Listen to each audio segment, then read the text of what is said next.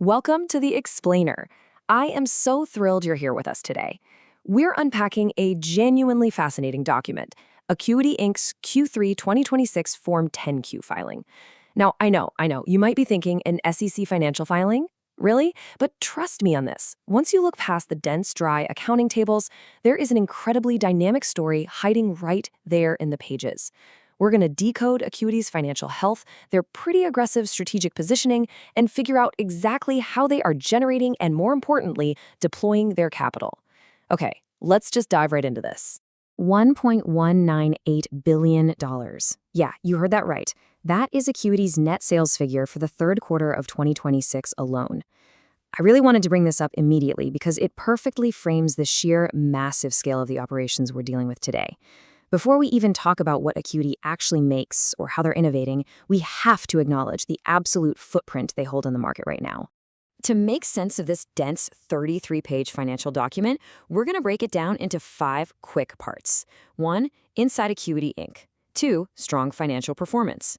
3. The QSC strategic acquisition. 4. Debt and capital management. And 5. Delivering shareholder value. Section 1. Inside Acuity Inc. Understanding the business model. So to truly grasp these financials, we really need to understand exactly how Acuity makes its money. You see, Acuity's operation isn't just one single, straightforward pipeline. It's practically a dual-engine machine. On one side, you have Acuity Brands Lighting, or ABL. Think of this as the traditional, super steady hardware side of the business. Your luminaires, advanced electronics, and the heavy-duty commercial and residential lighting hardware. They are essentially providing the physical infrastructure. But then, on the exact opposite side, you have Acuity Intelligent Spaces, or AIS. This is the high-tech, totally disruptive arm. We're talking about brands like Atrius, Distech Controls, and QIC. This entire segment is laser-focused on cloud software, spatial intelligence, and smart building management systems. It's basically the muscle and hardware of ABL syncing up perfectly with the brains and software of AIS. Moving right along to Section 2, Strong Financial Performance, Unpacking the Numbers. I absolutely love diving into the raw source material. When we pull up the consolidated statements of comprehensive income straight from the SEC filing, the momentum is undeniable. Right there at the top line, you've got that impressive $1.198 billion in net sales for the 3 months ended May 31, 2026. But what you should really take away from this is the year-over-year comparison. In that exact same quarter back in 2025, that number was $1.178 billion. So they are growing steadily at the top line. But wait. As we move down the income statement, the story actually gets even better. While top-line sales grew solidly, their net income, it absolutely skyrocketed. It jumped from $98.4 million in Q3 of 2025 all the way up to $141 million in Q3 of 2026. Why does this matter? Well, it's simple. It shows immense operational efficiency. They aren't just selling more stuff, they're actually becoming significantly more profitable on what they sell.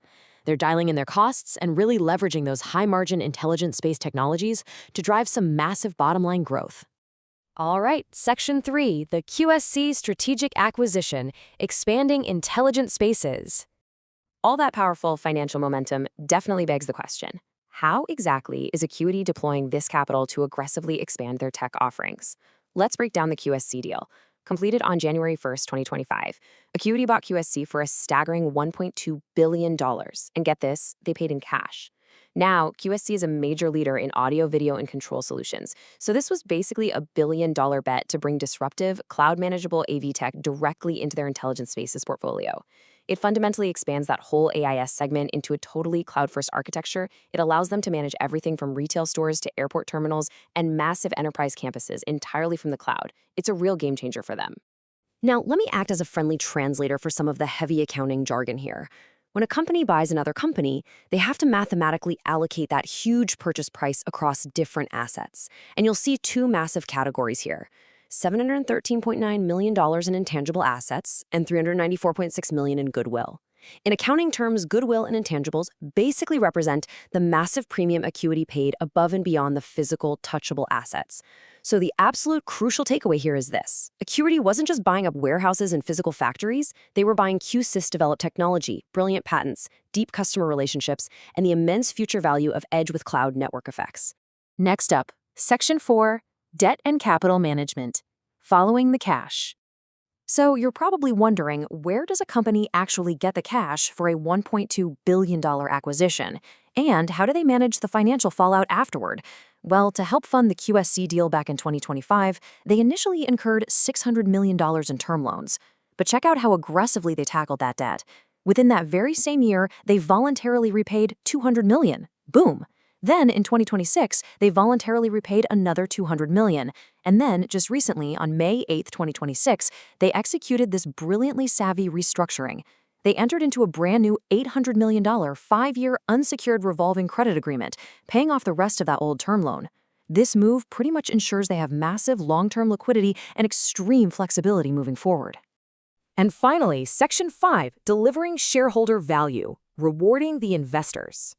Okay, so we've seen the operations, we've talked about the profitability, the huge acquisitions, and that aggressive debt paydown. But how does this strong operational execution directly benefit the people actually holding the stock? To answer that, we have to look at arguably the most important number in this entire explainer, $520.2 million. That is their net cash provided by operating activities over just the last 9 months alone. This number right here proves their immense, rock-solid cash generation power. They're literally a cash printing machine right now, generating way more capital than they actually need just to keep the lights on and run the day-to-day business. And the best part? Acuity isn't just hoarding this operating cash like a dragon protecting its gold. They are actively returning it to their shareholders.